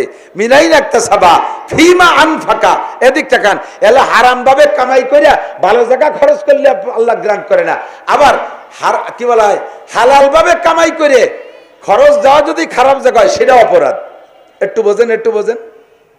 সারাদিন রিক্সা চালাইয়া হালাল কামাই করছেন, রিক্সা আলাদের কামাইয়ের মধ্যে কিন্তু হারাম আছে, জানেন না কিভাবে? অপরিচিত একজন মানুষ এই ফরিদপুর পুরান শহর ঘন বিল্ডিং এর মধ্যে চিনতেছে না ও অমুক গলিটা কোন জায়গায়, বাসাটা কোন জায়গা, বিল্ডিং এর এই পাশ আর ওই পাশ। রিক্সাওয়ালা কয় ওঠেন আমি পৌঁছে দিয়েছি, শুধু মুখ দিয়ে দেখাই দিলে এই তো এই বিল্ডিং এর পাশেরটা, তাহলে এটি চলে যেতে পারে। ওরে উঠাইয়ে পুরো টেপা খোলা ট্যাংরা খোলা যেখানে জানে খোলা যা আছে ঘুরে টুরাইয়ে সেই জায়গায় নিয়ে নামাজ দেন 150 টাকা। আছে না নাই? রক্ত পানি করে হারাম কামাই করছিস, তবে যদি জেনুইন হালাল কামাই করো, রিক্সা চালাইয়া গায়ের রক্ত পানি করে টাকা, এই টাকা সপ্তাহ ভরে হালাল কামাই করছেন, শনিবারে যাইয়ে সেই টাকা দিয়ে ব্যারাকের কিস্তি দিয়েছেন। এ আছে না নাই? গ্রামীণ ব্যাংকের কিস্তি দিয়েছেন, সুদের দিনা পরিশোধ করছেন, কামাই করছেন হালাল, খরচটা করলেন কোথায়? জবাব আল্লাহর কাছে দেওয়া লাগবে। এই জন্য আল্লাহ বলেন ইন্নামা আমওয়ালুকুম, নিশ্চয় তোমাদের মাল আমার কাছে ফিতনা, পরীক্ষা, আমার কাছে জবাব দেওয়া লাগবে। কোত্থেকে কামাই করলে, কোথায় খরচ করলে। ও বন্ধুরে, 5টা জিনিস আমার হাতে এখন আছে, এগেনস্টে আমার এর বিপরীত 5টা আসবে নেগেটিভ। ডান হাতের 5টা পজিটিভ, এই পজিটিভের এগেন বিপরীত আছে নেগেটিভ 5টা। এক নম্বরে আমার যৌবনকাল। যৌবনকাল সবার ভালো লাগে, বুড়ো কেউ হতে চায় না। কতক্ষণ বুড়ো হইয়ে পাইয়ে সাদা হয়ে গেছে, খার মতো এমন পাকা পাকছে, সাদা হয়ে গেছে। সে সাদা চুল দাড়ি দেখে বুড়োর নিজেরই মন খারাপ, কালি কিনে এনে আগা গুলামা হাইয়ে ইয়াং হয়ে গেছে, বুড়ো হবে না। এরপরে তো সবসময় তার মাখাইরা যায় না, কয়েকদিন পর দাড়ি 2 তালা 3 তালা হয়ে যায়। গুড়ায় দেখানিক সাদা বার হয়ে গেছে, তার আগার একটু লালচে লালচে, শেষে একটু পাতলা পাতলা, মাথা একটু কালা, ভ্যারাইটি হয়ে গেছে, বুড়ো হবে না। তো এই বুড়ো হতেই হবে, বুড়ো হলে কিছু করা সম্ভব না, যৌবনকালে যা করা যায়, ঠিক কিনা? এই শাবাবাকা কবলা হারামিক। 2 নম্বরে সিহাতাকা কবলা সুকুমিক, অসুস্থতা কেউ পছন্দ করে না, রুগ্ন দেহ কেউ পছন্দ করে না, সুস্থতাই কামনা করতে হবে। কথা বলেন ঠিক না? হায়াত চাইবেন আল্লাহর কাছে, সাধারণভাবে হায়াত চাবেন না, হায়াতের সাথে একটা 2-3টে শব্দ লাগাই দেবেন। আল্লাহ সুস্থতার সাথে, 1 নম্বরে সুস্থতার সাথে, 2 নম্বরে ইজ্জতের সাথে, বলেন 2 নম্বরে ইজ্জতের সাথে, 3 নম্বরে প্রশস্ত হালাল রিজিকের সাথে লম্বা হায়াত দাও। এই তিনটাই জরুরি। অসুস্থ অবস্থায় ঘরে যদি 100 বছর বারান্দায় পড়ে থাকেন, হায়াত তো পাইছেন লম্বা 100 বছর, কিন্তু ওই 100 বছরে কোনো কাজ হয়? ছেলে মেয়ে আপনার বিপক্ষে মাদ্রাসায় যে মামলা দেয়, হুজুর এই 5000 টাকা দিয়ে গেলাম, একটা জালাল খতম পড়ে আমার আব্বারে মারিয়ে দিয়ে যায় নাকি, দেন দি। এ বুড়ো তো হুজ হইও না, বাইট হইও না, মরেও না, ছাড়িও না, কাইসিয়ে পাই দিয়ে হাইগিয়ে পাই দিয়ে বিছেন পাতি নষ্ট করে বলেছে, আমার মার মুখ ভরে সেদিন পেশাব করে দিয়েছে, বুড়ো হয়ে গেলি যাওয়ায়। তাহলে এই হায়াতের কোনো দাম? সুস্থতার সাথে হায়াত পাইছেন, কিন্তু এমন আকাম একটা করে বসে রয়েছেন, সমাজে মুখ দেখানোর কায়দা নাই। এরকম বেইজ্জতি জিন্দেগির কোনো দাম নাই, ঠিক না? কত নেতারা, ভালো ভালো নেতারা আমাদের এখন বাইরে আসে, ও কথা কয় না, কত নেতারা আমাদের কত বুক ফুলাইয়া পতাকা নিয়ে রাস্তা দিয়ে দৌড়েছে। আমি তো বেশি ঘুরি আপনাকে চাইতে, আমাকে দাঁড় করিয়ে দিয়ে হুক হুক হুক হুক করতে করতে যায়, সামনে 20 কেন, পিছনে 20 কেন, এই 20 কেন 40 কেন গাড়ির মাঝখানে উনি কোনখানের মধ্যে পলায় রয়েছে টের পাওয়া যায় না, এভাবে বুক ফুলাই ঘুরে বেড়াইছে। এখন তার একজনেরও খবর নাই। কতক্ষণ? এরকম জিন্দেগি চাই না। কতক্ষণ না কেন? এরকম জিন্দেগি চাই না। আল্লাহু আকবার। এজন্য ইজ্জতের সাথে 2 নম্বরে রিজিক চাই আল্লাহর কাছে, কারণ খুদাবন্দের রুজি বাহাক মুস্তাকিল, পরাগান্দা রুজি পরাগান্দা দিল। পকেটে টাকা না থাকলে নামাজের মধ্যে একাগ্রতা আসে না, সূরা কিরাতে উল্টো পাল্টা হয়ে যায়। আত্তাহিয়াতু ভর্তি যে আলহামদুলিল্লাহর মধ্যে চলে যায়। আত্তাহিয়াতুলিল্লাহি রাব্বিল আলামিন আর রহমানির রহিম মালিকি ইয়াউমিদ্দিন, গায়রিল মাগদুবি যে মনে পড়ছে, আত্তাহিয়াতুর মধ্যে তো গায়রিল নাই। আর মুসাবায় যদি একবার জড়ায় যায়, অমটে না কয়ে দিলি ছাড়ায় না, আবার চলে আইছে আত্তাহিয়াতুলিল্লাহি রাব্বিল আলামিন আর রহমানির রহিম মালিকি ইয়াউমিদ্দিন। টাকা নাই পকেটে, ওদিকে বাজার করতে হবে 5,000 টাকার, আত্তাহিয়াতু জায়গা মতো যায় না, তো আলহামদুলিল্লাহর মধ্যে দিয়ে চলে যাচ্ছে। এজন্য অভাবও না চাই, প্রশস্ত রিজিক চাই। বলেন প্রশস্ত রিজিক চাই। তো হায়াত সবাই পছন্দ করি, সুস্থতার সাথে হায়াত চাবো, ঠিক কি ঠিক না? অসুস্থতা আসার আগে সুস্থতারে কাজে লাগান। রোগ হয়ে গেলে নামাজ পড়তে ভালো লাগে না, রোগ হয়ে গেলে মসজিদে যাইতে ভালো লাগে না, বিস্ফোরা হয়েছে মসজিদে যাওয়া যায় না, হাঁটুতি ব্যথা মসজিদে যাইতে মনে চায় না, পরাণ ধরফড় করে মসজিদে যাইতে মনে চায় না। ও মহিলা বৃদ্ধ হয়ে গেছে, এখন সবসময় শ্বাসকষ্ট, নামাজ পড়তে মনে চায় না। যৌবন কালটারে কাজে লাগাও, শাবাবাকা ক্বাবলা হারামিক। 3 নম্বরে সিহহাতাকা ক্বাবলা সুকুমিক, সুস্থতারে কাজে লাগাও রোগ আসার আগে, রোগ আসার আগে। 3 নম্বরে এদিক তাকান, ফেরাগাকা ক্বাবলা শুগুলিক, ঝামেলা আসার আগে ঝামেলা মুক্ত সময়টারে কাজে লাগান। আমরা প্রত্যেকে অপেক্ষা করি যে ঝামেলা, এই ঝামেলা গেলে ভালো হবো, ওই ঝামেলা গেলে তবলিগি যাবো, কথা কন না? তবলিগির যদি তশকিল করি, কয় যে সামনে দুটো ঝামেলা আছে, এই ঝামেলাগুলো কেটে গেলি তারপরে যাও। সেই ঝামেলা কাটতে কাটতে আরো 3টি এসে উঠছে। আমাকে গ্রাম অঞ্চলে যাওয়ায় তবলিগির কয় বুড়োরে তশকিল করছি, কয় যে পাট বাইন পড়ছে, পাটটা বুনইয়েই, পাট বুনইয়ে কোপ লাগার আগে এক সিলে দিয়ে আসবো। বুনইয়ে ওই পাশে জাতি জাতি এ পাশে কোপের গণ হয়ে গেছে। এখন কয় তা কোপটা দিয়ে নেই, কোপ দিতে দিতে ফিরে নিড় দেওয়ার সময় হয়ে গেছে। কয় নিড়টা তা কোপ তো হয়ে গেল স্যার, কয় না নিড়টা দিয়ে নেই, এরপরে নিড়াতে নিড়াতে ফিরে বাস কাটার সময় হয়ে গেছে। গ্রাম ওয়াজ করতেছি, আপনারা কে শহরের মানুষের সহজে যাবে না, ও আমি জানি না। বাস কাটার সময় হয়ে গেছে, এখন বাস কাটে জাগ দিয়ে কয় যে যা বাস জাগ জাগ হওয়ার আগে এক চিল্লে দিয়েছো, এক পাশে জাগ দিতে দিতে আর এক পাশে জাগ হয়ে গেছে। এখন কথায় বাঁচিয়ে থুয়ে তারপরে যাবো, এ কটা বাঁচতে বাঁচতে ফিরে গাছ কাটার সময় হয়ে গেছে। আর ঝামেলা মুক্ত হতে পারে না, খালি কয় দেখি তো, কি কয়, বুনই নেই দেখি তো, কোপ দিয়ে নেই দেখি তো, নিড় দিয়ে নেই দেখি তো, এ বাস কেটে নেই দেখি তো, গাছ কেটে নেই দেখি তো, জীবন ভরে দেখি তো, কোনোদিন করিত না, কোনদিন করিত না, সারা জীবন ভরে দেখিত। এই জন্য বলে শেখকে বলা হয় ফেরাগাকা ক্বাবলা শুগুলিক। আমরা এখন যে হালাতে আছি এইটাই ঝামেলা মুক্ত, কথা বলেন। নামাজ পড়ার উপযুক্ত সময়, তবলিগে যাওয়ার উপযুক্ত সময়, ইজতেমায় যাওয়ার উপযুক্ত সময়, ভালো কিছু করার এক্ষুনি উপযুক্ত সময়, কথা বলেন ঠিক ঠিক না? এর সে ঝামেলা মুক্ত হতে পারবেন না।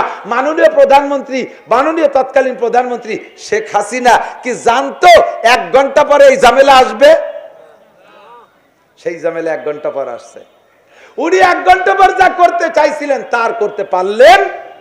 এমনই এনিম্যান এভরিবডি, প্রত্যেকটা মানুষের এমনই সমস্যা, একটু পরে আর কিছু পারবো না, যাহা করব এখনই করব। বলেন যাহা করব এখনই করব।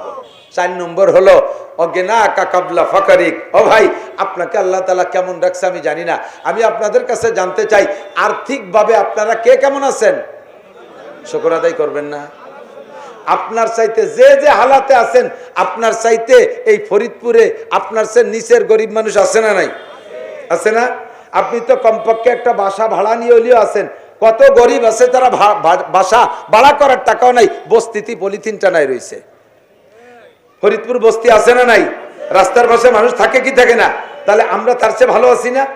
একটা ফকির হাঁটতেছে, হাঁটে হাঁটে ভিক্ষা করতেছে, ও ফকিরের শুকর আদায় করা দরকার। আরে আমি তো হাঁটে ভিক্ষা করি, ওই মোড়ে দেখেছিলাম টাকা খোলার মোড়ে একজন শুয়ে শুয়ে ভিক্ষা করতেছে, আমি তো শুয়া ফকিরের চেয়ে ভালো আছি, কথা কন না কেন? তাহলে প্রত্যেকে যে হালাতে আছি শুকর আদায় করি আলহামদুলিল্লাহ। আল্লাহ রসুল বলেন তোমার এই সময়টারে কাজে লাগাও, তোমার এই সময়টারে কাজে লাগাও, এই অবস্থাটারে কাজে লাগাও। এর চেয়ে অভাবে পড়ার আগে আল্লাহরে অত লোভ দিয়ে লাভ নাই। আল্লাহ তুমি আমার আকিস সাহেবের মতো ধনী বানাই দাও, দেখবা যে বাংলাদেশের কোনো মাদ্রাসা লাগে কালেকশন করতে দেবো না, আমি সব টাকায় দিয়ে মাদ্রাসা করে দেবো।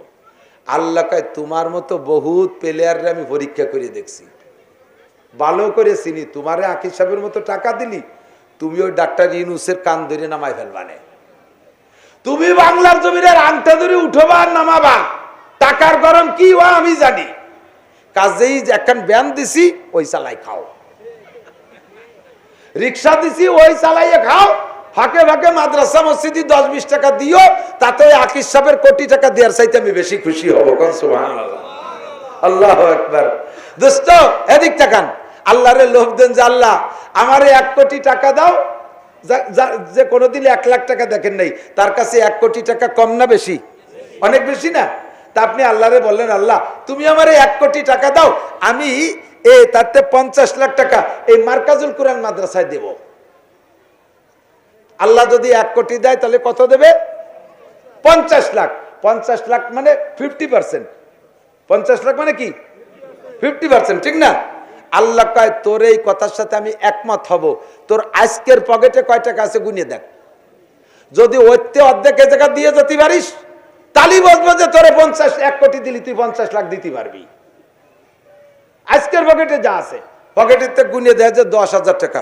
ওরে আল্লাহ 5,000 টাকা দেবো? থাক আল্লাহ, আমারটা আমার কাছে থাক, তোমারটা তোমার কাছে থাক। ভালো করে বোঝেন, 200 টাকার থেকে 100 টাকাও 50%, 1 কোটি টাকার থেকে 50 লাখও 50%। দোস্ত 200 টাকার থেকে 100 টাকা দেওয়া যত সহজ, 1 কোটির থেকে 50 লাখ দেওয়া অত সহজ না। ও যদি বাতাসও উড়িয়ে আসে আপনার কাছে, এই 1 কোটি টাকা বাতাসও যদি আপনার কাছে উড়িয়ে আসে, আসার পরে ও টাকার মালিক আপনি, ওর থেকে 50 লাখ দেওয়া অত সস্তা না। 200 টাকার থেকে 100 টাকা দেওয়া যত সহজ, 20 টাকার থেকে 10 টাকা দেওয়া যত সহজ, এটাও 50%, ওটাও 50%। তবে আল্লাহ তাআলা কয় তোমার কাছে আপাতত যা দিছি তুমি এর সাথে কেমন আচরণ করো এইটা বুঝে আমি সামনে দেখবো।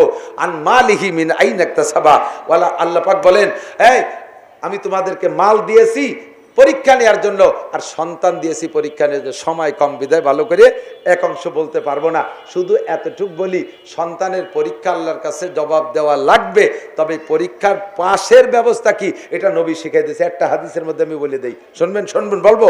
নবী পাক বলেন এই পরীক্ষায় পাশের ব্যবস্থা সহজ পদ্ধতি হলো, তুমি এই কোর্সটা করলে পাস করতে পারবা। সেটা হলো মা উলিদা লাহু ওয়ালাদুন ফালিহসিন ইসমা ওয়া আদাবা।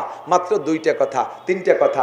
1 নম্বরে আল্লাহ তোমাকে যাকে নেক সন্তান দান করেছে, সন্তানের সাথে শুরু থেকে কয়েকটা সুন্নতের পর আমল করো।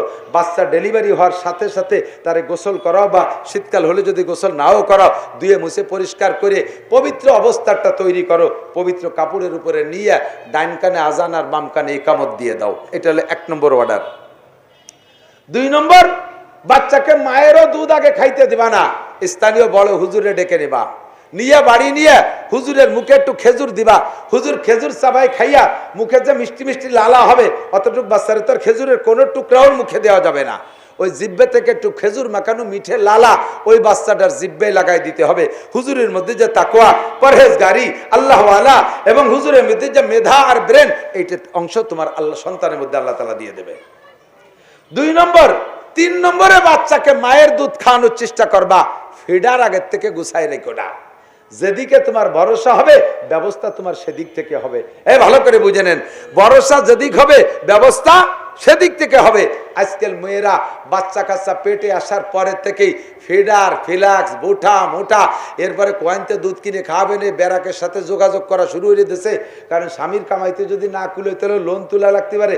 বাচ্চাকে নিজের স্তনে দুধ খাওয়াবেই না, কারণ স্তনের দুধ খাওয়াইলে শরীর ঢিলাঢালা হয়ে যাবে, উনি ইয়াং থাকতে পারবে না, ওনার যুবতী থাকতে হবে বহুকাল। এই জন্য শরীর ঠিক রাখার জন্য বাচ্চারে দুধ খাওয়াবে না, আগের থেকে ফিডার ফিলাক্স রেডি করে রাখে।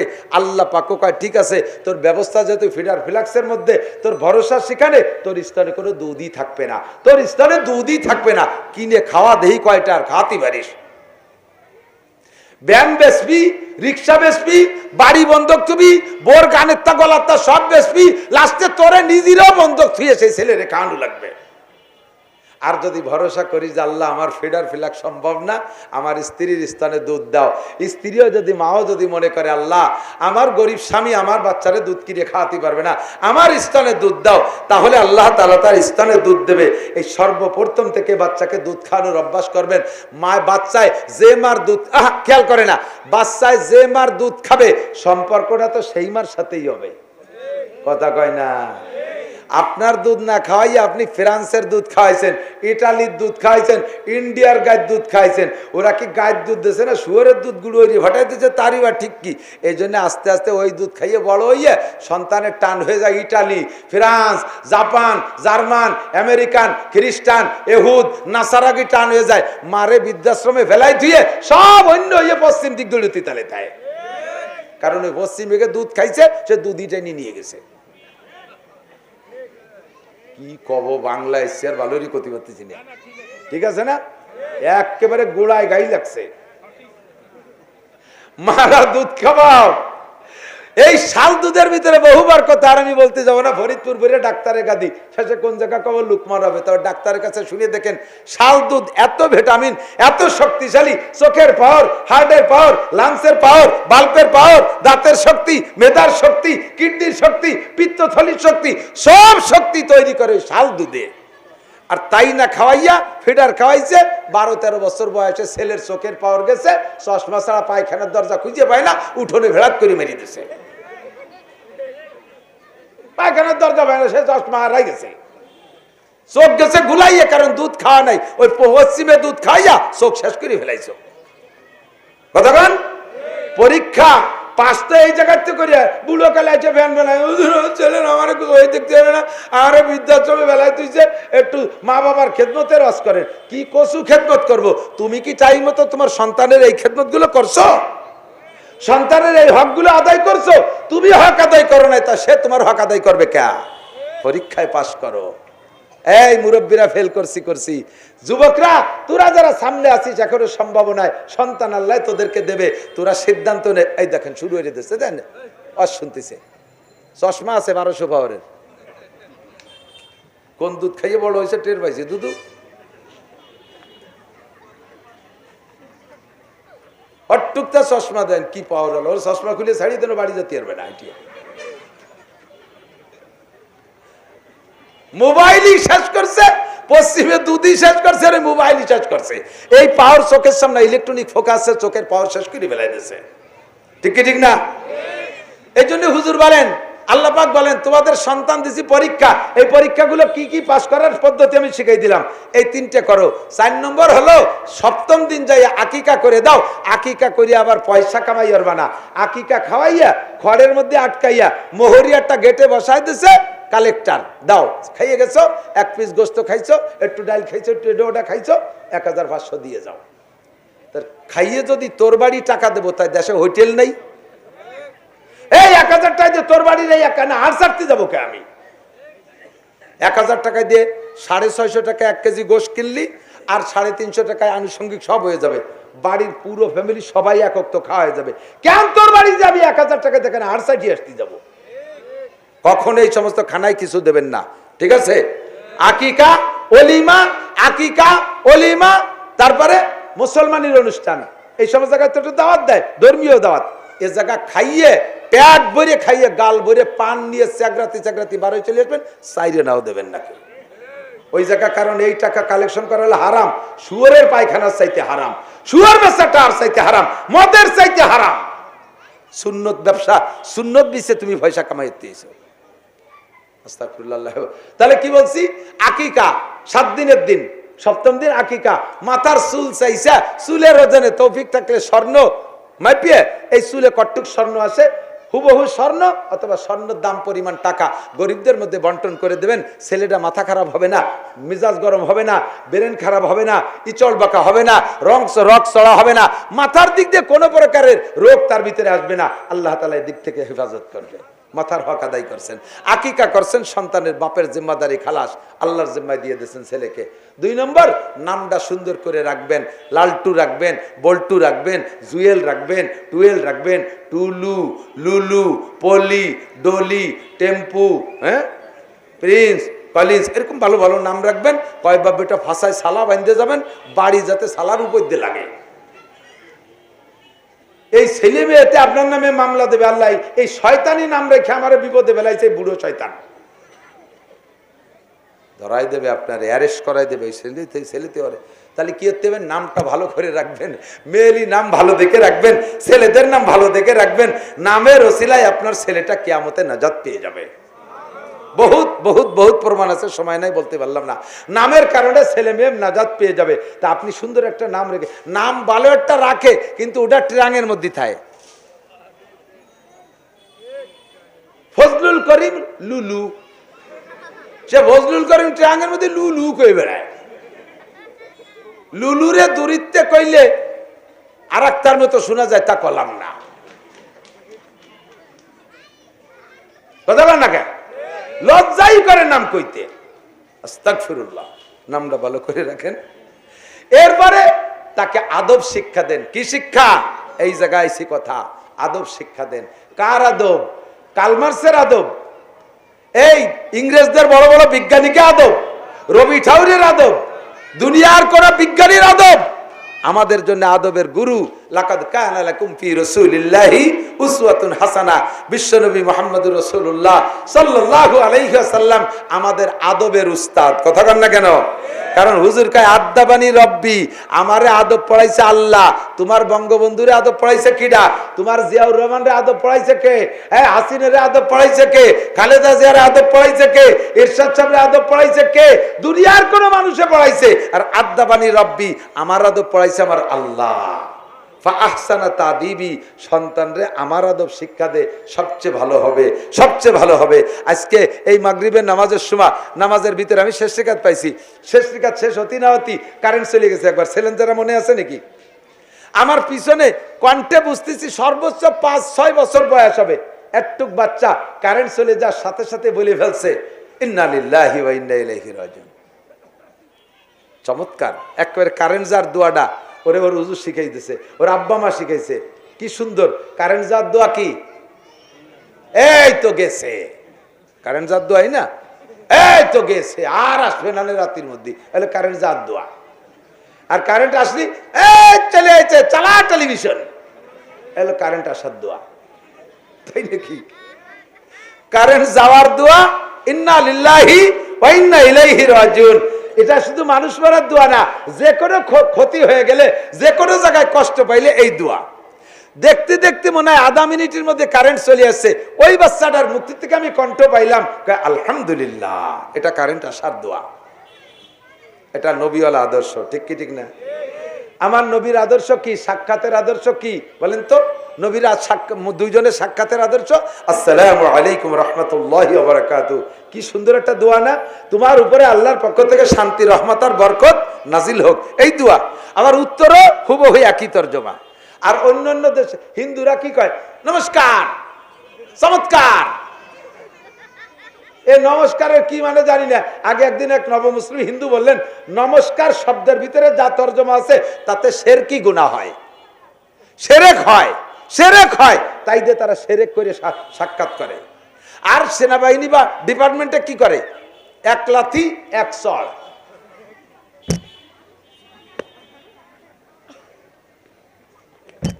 লাথি একটা দিয়ে চড় একটা দিয়ে সাক্ষাৎ। এরই কয় কিসির সাতার আদর্শ।